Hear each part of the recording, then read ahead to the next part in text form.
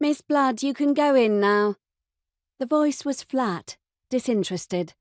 The sound of chattering typewriters drowned out any answer. The tall young woman walked with overkeen steps. Her dark bobbed hair bounced in time at the edges of her face with metronome perfection. Everything about Charlotte Blood was synchronized. The secretary gave her one knowing look and then dismissed her like all the other people she had cast off through that frosted door.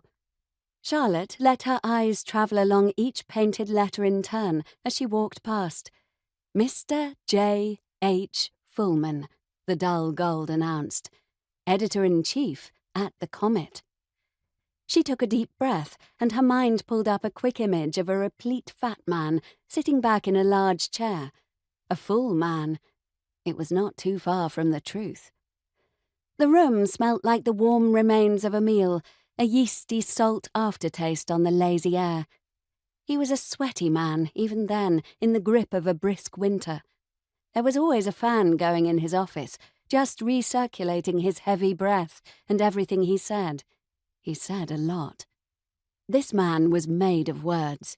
He produced them on vast conveyor belts and breathed them out constantly like the great chimney on top of a factory.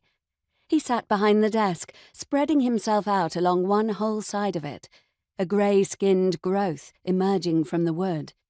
He was all layers, a mound of face, a roll of jowl drifting down to a bulging neck, then the turn of his chest, slipping over the top of the enormous dome of his belly. He leaned back to accommodate it all. He was broad and undulating in the off-green shirt, his own landmass with rolling pastures and hills. "Blood." He said it like he could taste it. "Sir?" She remained standing with her long arms held back and her chin pointed upwards, parade ground ready. She squeezed her hands together so tight the knuckles stretched white. He glanced up at her, already disappointed. There was a moment of assessment. Then he spoke as if he was delivering an unwelcome diagnosis, an unpleasant detail that had to be dealt with swiftly, surgically. "I need you to go to Dartmoor.